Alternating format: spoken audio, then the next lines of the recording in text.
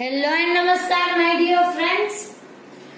हमारा जो टॉपिक है दैट इज ट्रांसपोर्टेशन सिस्टम। आपको मालूम है हमने अगले लेक्चर में भी पढ़ा इसके बारे में। ओके, आपने देखा है वो वीडियो और आपने अच्छे से नोट्स भी बनाई। Very good. So in that lecture we will study about the blood and its component, that the blood is made up of plasma and formed elements that are cells, and there are three types of cells mainly, that is RBC, WBCs and platelets। इसके बारे में हमने पढ़ा था। फिर हमने क्या पढ़ा कि आरबीसी में मेन कंपोनेंट रहता है दैट इज हीमोग्लोबिन और न्यूक्लियस एब्सेंट रहता है। ठीक है, और ये जो हीमोग्लोबिन है उसके पास ऐसी एबिलिटी है कि वो ऑक्सीजन और CO2 दोनों से बाइंड कर सकता है, अदर गैसेस से भी बाइंड कर सकता है, लेकिन मेनली हमारे जो रेस्पिरेटरी गैसेस है that are oxygen and CO2। ठीक है, और फिर ये जो ब्लड है उसके जो आरबीसीज है वो ये O2 और CO2 के ट्रांसपोर्टेशन में हेल्प करते हैं। मैंने आपको इतना बताया था अगले लेक्चर में। ठीक है, फिर हमने पढ़ा था ब्लड वेसल्स के बारे में कि there are two types mainly, that is artery and vein. याद है आर्टरी किससे बोलते हैं? जो ब्लड को हार्ट से अवे ले जाए, दूर ले जाए, उसे आर्टरी। और वेन जो हार्ट को ब्लड सप्लाई करती है उसे वेन बोलते हैं। देन हमने पढ़ा था कैपिलरीज के बारे में, that capillaries that connect the artery to the vein. याद है आपको वो सब कुछ? Very good. फिर हमने कई सारे पॉइंट्स पढ़े थे आर्टरी के बारे में, वेन के बारे में भी पढ़े थे, इसीलिए ये भी क्लियर हो गया।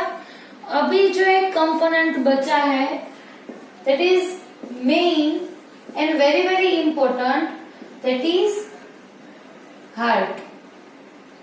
ठीक है, अभी आप बोलोगे कि हार्ट का क्या रोल है इसमें? अगर आप देखो, मैं आपको एक एग्जांपल देती हूँ कि अगर आपको कोई चीज जो है, कोई पानी, चलो आप पानी को दिमाग में रखो कि पानी जो है आपको फर्स्ट फ्लोर से सेकेंड फ्लोर तक पहुंचाना है। ठीक है, फर्स्ट से सेकेंड। आप कैसे पानी को ऊपर तक चढ़ा सकते हो? By the using motor. आपको मालूम है कि हम मोटर शुरू करते हैं, उसमें से एनर्जी जनरेट होती है और वो एनर्जी से पानी क्या करेगा? ऊपर चढ़ सेकेंड फ्लोर तक पहुंच जाएगा। ठीक है, इसी तरह पानी को चढ़ाने में कैसे एनर्जी की रिक्वायरमेंट थी और वो हमें कहाँ से मिली? मोटर से मिली। उसी तरह हार्ट जो है वो एक मोटर का काम करता है। ये जो ब्लड है इसके ट्रांसपोर्टेशन के लिए भी एनर्जी चाहिए। इतना बड़ा बॉडी है हमारा, यहाँ से यहाँ सारी जगह पे ट्रांसपोर्टेशन करने के लिए कुछ तो एनर्जी चाहिए ना। वो एनर्जी कहाँ से आएगी? हार्ट में से आएगी। हार्ट क्या करेगा? ब्लड को पंप करेगा और इसके पंपिंग की वजह से ही ब्लड हमारे बॉडी के डिफरेंट पार्ट्स के जो सेल्स है वहां तक पहुंच जाएगा।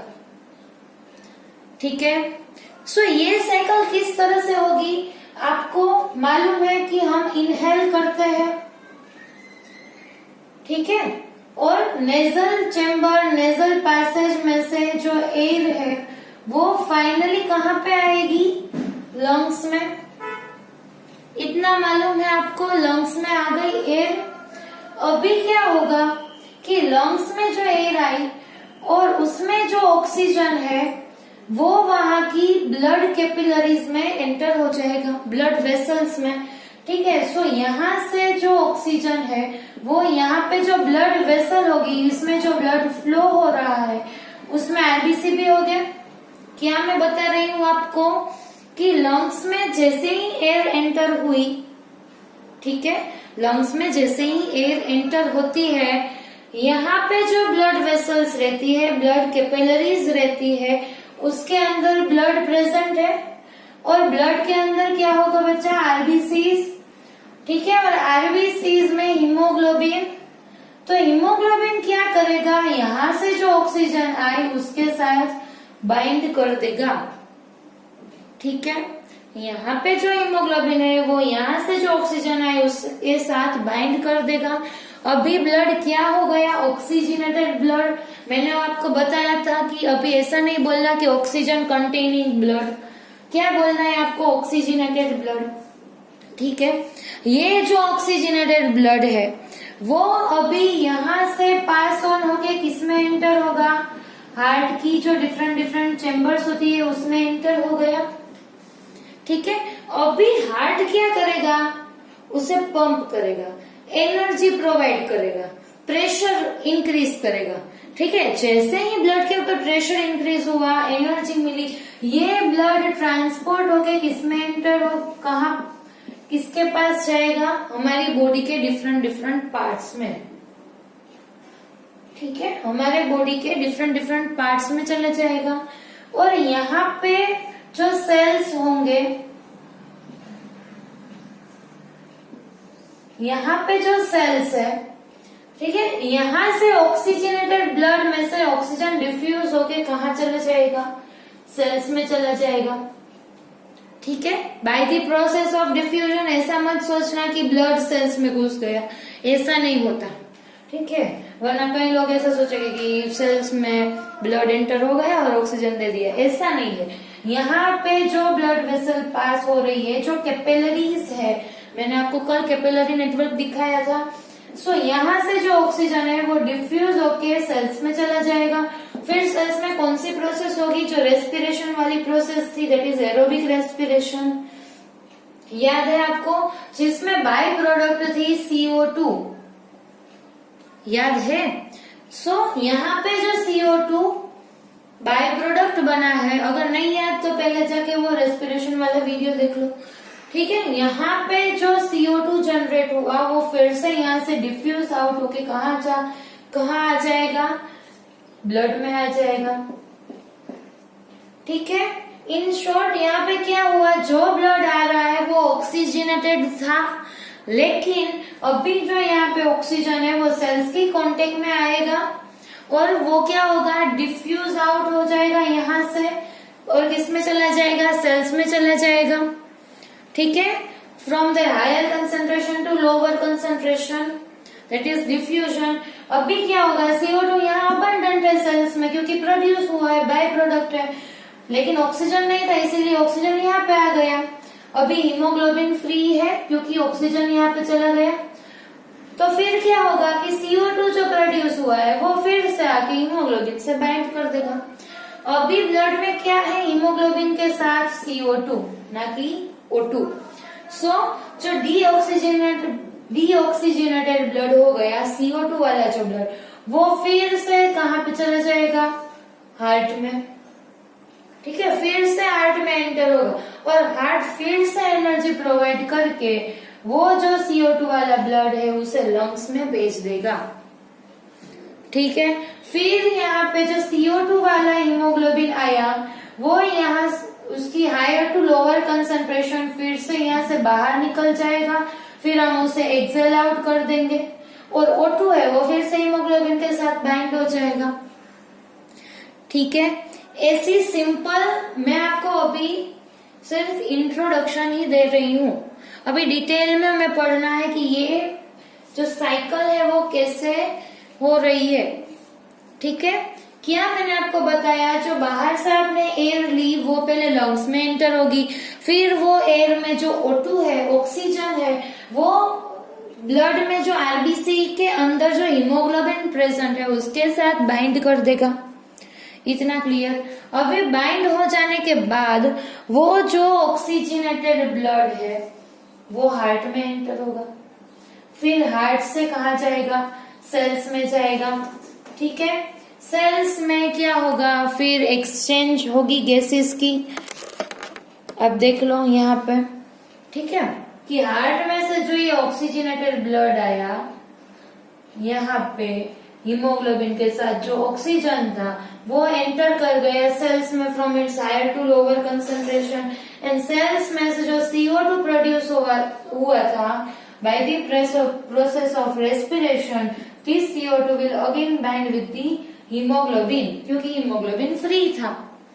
ठीक है। इसीलिए ये सारी जो प्रोसेस है, अभी ब्लड कैसा है, CO2 वाला ब्लड फिर से हार्ट में चला जाएगा, हार्ट फिर से लंग्स में भेज देगा, ऐसी साइकिल है। ठीक है, लेकिन अभी हम इस साइकिल को डिटेल में पढ़ेंगे। ऐसा लिखोगे तो कोई मार्क्स नहीं देगा, लेकिन आपको क्लियर तो होना चाहिए कि एक्चुअल में हमें पढ़ने क्या वाले हैं। इसीलिए मैंने आपको ये साइकिल बताई। अभी आपको डिटेल में हम साइकिल दिखाते हैं, चलो। ठीक है, तो अभी आप यहाँ पे देख सकते हो कि डिटेल्ड में मैंने ये बना रखा है आपके लिए। यहाँ पे देखो, जो लंग्स मैंने वो वाली अभी दिखाया था साइकिल में, लेकिन वो प्राइमरी था, इंट्रोडक्शन ही था। अभी हम डिटेल में पढ़ेंगे कि डबल सर्कुलेशन एक्चुअल में है क्या, हार्ट कैसे वर्क करता है। ठीक है, सो यहाँ पे जो लंग्स है उसमें ऑक्सीजन एयर बाहर से आया और एयर में ऑक्सीजन भी है। ठीक है, सो यहाँ से जो ब्लड निकलेगा वो कैसा होगा, ऑक्सीजनेटेड ब्लड, बिकॉज लंग्स में ऑक्सीजन और CO2 का, रेस्पिरेटरी गैसेस का एक्सचेंज होता है। मैंने अभी आपको बताया कि जो CO2 वाला ब्लड यहाँ से आया था, ठीक है, वो CO2 हीमोग्लोबिन से डिसोसिएट होके फिर वापिस एयर में चला गया। इसीलिए जो हम एक्सेल करते हैं उसमें CO2 रहता है, और लंग्स में जो बाहर से O2 आया वो फिर से ब्लड में मिक्स हो गया। CO2 पहले था, अभी यहाँ पे आया तो CO2 रिलीज आउट हो गया, ऑक्सीजन फिर से हीमोग्लोबिन के साथ बाइंड हो गया, बिकॉज ऑक्सीजन की एफिनिटी हीमोग्लोबिन के साथ ज्यादा है। इसीलिए CO2 यहाँ से डिसोसिएट होके बाहर चला गया फिर, और हमने एक्सेल आउट कर दिया। हमने जो ऑक्सीजन लिया था, इनहेल किया था, वो अभी ऑक्सीजन यहाँ पे जो ब्लड आया उसमें जो RBC के अंदर हीमोग्लोबिन प्रेजेंट था उसके साथ अभी ऑक्सीजन बाइंड हो गया है। इसीलिए ये वाला लंग्स में से जो ब्लड निकलेगा, आई रिपीट, लंग्स में से जो ब्लड बाहर निकल रहा है वो कैसा होगा बेटा, ऑक्सीजनेटेड, क्योंकि उसमें ऑक्सीजन प्रेजेंट है। ठीक है, यहाँ से जो ऑक्सीजन आया अभी ब्लड के साथ मिक्स हो गया, हीमोग्लोबिन के साथ बाइंड हो गया, इसीलिए अभी ब्लड कैसा हो गया, ऑक्सीजनेटेड। इतना क्लियर हुआ। अभी ये जो ऑक्सीजनेटेड ब्लड है बिल्कुल इजी है, कुछ नहीं, कुछ ज्यादा कंफ्यूज होने की जरूरत नहीं है। लंग्स में से ऑक्सीजन लेके ब्लड की हीमोग्लोबिन के साथ बाइंड हो गया, इसीलिए ब्लड कैसा हो गया, ऑक्सीजनेटेड। ठीक है, अभी ये जो ऑक्सीजन कंटेनिंग यानी कि ऑक्सीजनेटेड ब्लड है वो यहाँ से बाहर निकल के, यहाँ से एक ब्लड वेसल्स निकलती है, ब्लड वेसल बाहर निकली, देखो आप, ये ब्लड वेसल है वो यहाँ से ऑक्सीजनेटेड ब्लड लेके कहा जाएगा, हार्ट में जाएगा। इतना क्लियर हुआ। ये जो ऑक्सीजनेटेड ब्लड है वो लंग्स में से निकल के हार्ट में एंटर हुआ। अच्छा, अभी आपको मालूम है कि हार्ट में कितनी चैम्बर होती है, हार्ट में 4 चैम्बर्स रहती है। ठीक है, सो हमारा हार्ट 4 चैम्बर का बना हुआ है। वो 4 चैम्बर की नाम क्या है, क्या नाम है, लेफ्ट, ये जो लेफ्ट पोर्शन है, और ये वाला पोर्शन क्या है, राइट पोर्शन है। ठीक है, हार्ट का। तो ये जो है अपर वाली जो चैम्बर रहती है उसे क्या बोलते हैं, लेफ्ट एट्रियम। क्या बोलते हैं बेटा, लेफ्ट एट्रियम, और उसका शॉर्ट फॉर्म मैंने यहाँ पे लिखा है। ये ब्लॉक डायग्राम मैंने बनाए हैं यहाँ पे, लेकिन हम हार्ट की डायग्राम कैसे ड्रॉ करते हैं वो भी मैं आपको सिखाऊंगी। ठीक है, सो ये वाला जो ऊपर वाली जो चैम्बर है वो भी लेफ्ट साइड में, उसे क्या बोलते हैं, लेफ्ट एट्रियम। और जो लोअर वाला पोर्शन है उसको क्या बोलते हैं, लेफ्ट वेंट्रिकल। ये तो आप कई सालों से आई थिंक पढ़ते आ रहे हो। ठीक है, सो ये जो है लेफ्ट एट्रियम, ये जो है लेफ्ट वेंट्रिकल, और ये जो राइट वाला पोर्शन है सेम ही चैम्बर के नाम है, लेकिन क्या है, राइट एट्रियम, राइट वेंट्रिकल। ठीक है, एट्रियम की जगह पे कोई ओरिकल भी बोलना चाहे तो बोल सकता है। ठीक है, वो दोनों एक ही है। सो ये जो है left atrium, left ventricle, right atrium, right ventricle. ठीक है। अभी इसे उल्टा मत लिख देना कि इस साइड राइट और इस साइड लेफ्ट। हम जब लिखते हैं हमारा जो ये राइट हैंड जहाँ पे आता है पहले वहां पे लेफ्ट मार्क करना है, फिर ये वाला जो है वो राइट है। ठीक है, ऐसा याद रखो कि यहाँ से हम जब लिखना स्टार्ट करें तो पहले ये इस साइड वाली चैम्बर को हमें लेफ्ट मार्किंग करना है। इतना क्लियर। अपर वाली दोनों एट्रियम, लोअर वाली दोनों वेंट्रिकल। इतना क्लियर हुआ? ठीक है। अभी यहाँ जो ऑक्सीजनेटेड ब्लड आया वो पहले किसमें एंटर होगा? लेफ्ट एट्रियम, जो अपर लेफ्ट साइड की चैम्बर होती है उसमें एंटर हुआ। यहाँ पे कैसा ब्लड आया? Oxygenated blood.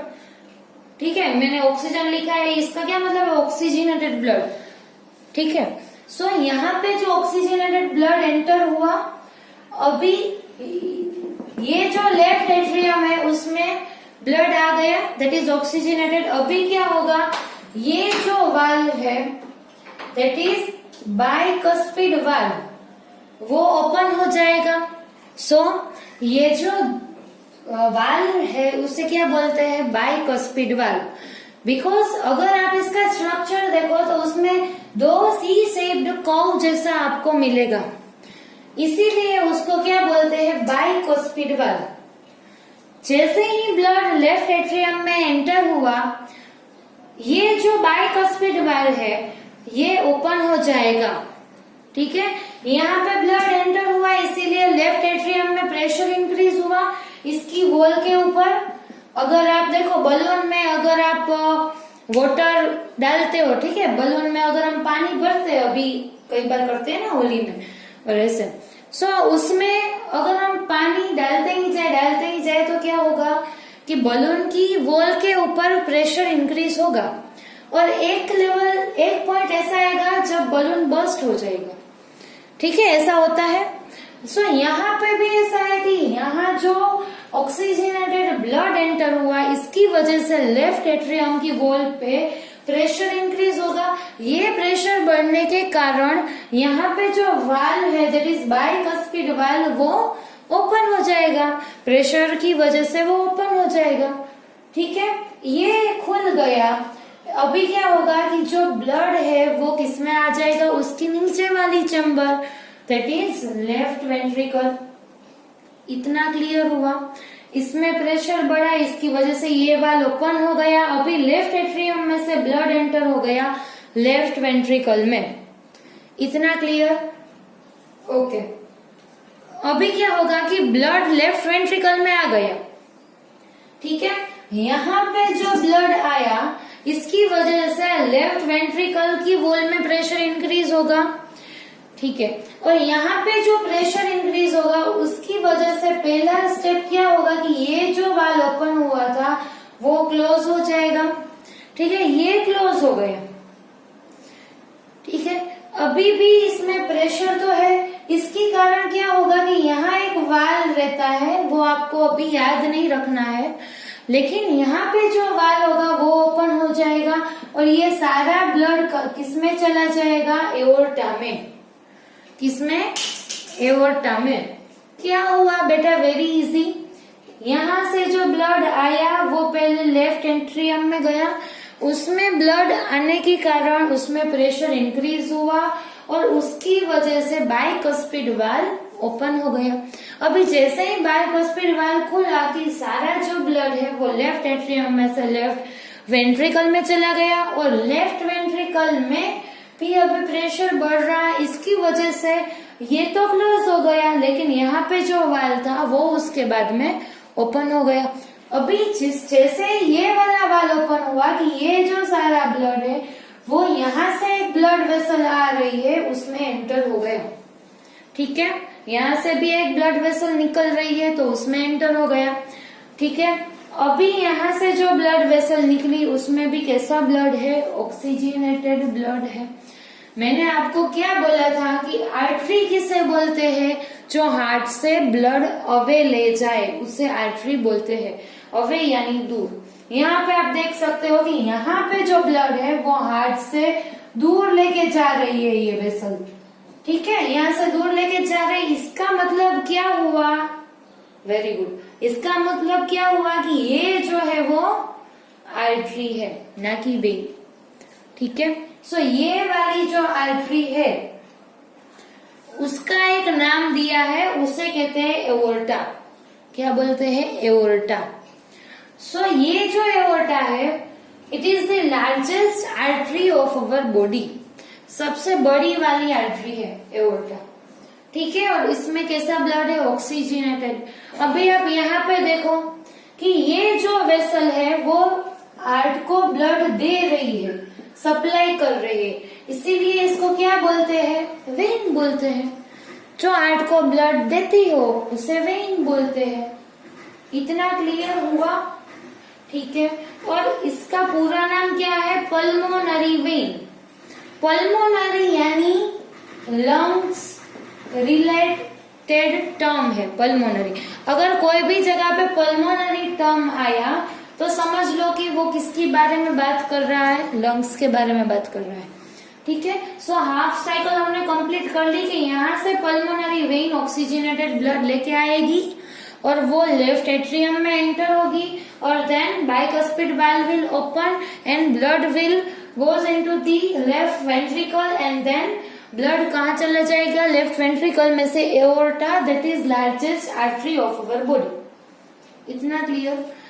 यानी क्या हुआ कि जो लेफ्ट पोर्शन है उसमें कभी भी डीऑक्सीजनेटेड ब्लड एंटर नहीं होगा। इतना क्लियर? ओके, सो अभी ये जो आर्टरी है, मैंने आपको अगले लेक्चर में बोला कि कैपिलरीज होती है, ये कैपिलरी नेटवर्क है। आर्टरी में से कैपिलरीज बनती है जो इतनी छोटी छोटी रहती है, और यहाँ से फिर वेन बन जाती है। ठीक है, सो एओर्टा में से जो आर्टरी में से जो ऑक्सीजनेटेड ब्लड निकला वो अभी इसकी ब्रांचेस यानी जो अलग अलग कैपिलरी नेटवर्क है उसमें चला जाएगा। ठीक है, यहाँ जो ऑक्सीजन है ब्लड में,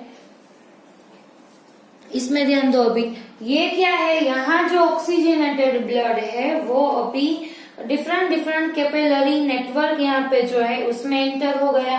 ठीक है, इसमें ब्लड एंटर हुआ सभी जगह पे, ये जो ब्रांचेस है उसमें, और इसकी आजू बाजू जो सेल्स प्रेजेंट है ये सारी क्या है?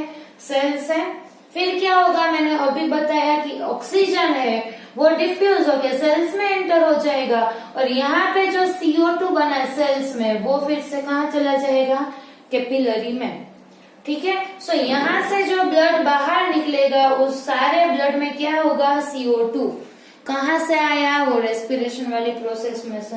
ठीक है, यहाँ से जो ब्लड एंटर हुआ था उसमें O2 था, लेकिन जो यहाँ से बाहर निकला उसमें क्या प्रेजेंट है? CO2। ठीक है, फिर ये ब्लड कैसा बोलेंगे हम? डीऑक्सीजनेटेड। ये जो ब्लड है वो को कैसा है? CO2 कंटेनिंग ब्लड, यानी डीऑक्सीजनेटेड ब्लड। अभी जो डीऑक्सीजनेटेड ब्लड है वो यहाँ से कहाँ चला जाएगा? एक ब्लड वेसल्स आ रही है, देखो कैपिलरी मिलके क्या बनाएगी? वेन। यहाँ पे कौन सी थी? आर्टरी। ठीक है, सो यहाँ से जो डीऑक्सीजनेटेड ब्लड है वो एक वेन में एंटर कर देगा। वो वेन का नाम क्या है बेटा? Vena cava. ये भी आपको याद रखना है। ठीक है, वो वेन का नाम vena cava. Vena cava is the largest when of our body. Aorta is the largest artery of our body. ठीक है, सो यहाँ से डीऑक्सीजनेटेड ब्लड वेना केवा में चला गया। अभी वेना केवा वेन है क्योंकि वो ब्लड हार्ट को दे रही है। ठीक है, यहाँ पे देखो सप्लाई कर रही है ना, ये हार्ट से अवे ले जा रही है, नहीं सप्लाई कर रही है, हार्ट को ब्लड दे रही है। और वेना केवा जो है वो किसमें एंटर हो रही है? राइट एट्रियम में। आपको एक पॉइंट याद रखना है कि डायरेक्टली ब्लड किसी भी वेंट्रिकल्स में एंटर नहीं होगा। यहाँ से जो ब्लड आया वो भी पहले लेफ्ट एट्रियम में ही गया था, एट्रियम में गया था, फिर एट्रियम में से वेंट्रिकल में एंटर हुआ। ठीक है, उसी तरीके से यहाँ से जो ब्लड आया वो भी पहले राइट एट्रियम में गया और यहाँ से फिर राइट वेंट्रिकल में एंटर होगा। कई बच्चों कैसी भूल करते हैं कि ये जो वेना केवा है वो इसमें एंटर कर कर देते हैं, लेकिन वेंट्रिकल में डायरेक्टली ऐसे ब्लड वेसल्स के थ्रू ब्लड एंटर नहीं होता। ठीक है, क्योंकि वेंट्रिकल्स जो है उसमें से आर्टरी ही अराइज होती है और आर्टरी ब्लड को अवे ले जा रही है। ठीक है, और वेन जो है वो ब्लड सप्लाई कर रही है।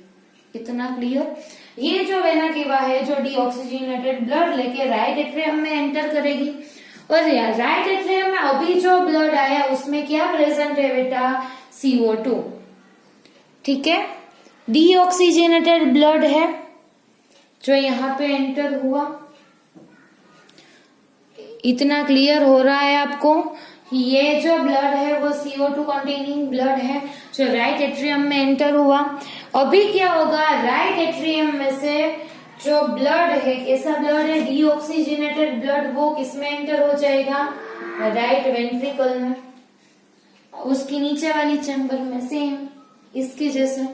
इसमें ब्लड आया, प्रेशर इंक्रीज हुआ, वाल ओपन हुआ, फिर ये ब्लड किसमें एंटर हो गया? राइट वेंट्रिकल में। अभी राइट वेंट्रिकल में ब्लड आ गया और ये यहाँ प्रेशर इंक्रीज हुआ, ये वाल क्लोज हो गया, और फिर यहाँ का वाल ओपन होते ही ये ब्लड आर्टरी में एंटर हो जाएगा। ठीक है, यहाँ पे आपको वाल का नाम क्या याद रखना है? ट्राइकस्पिड वाल।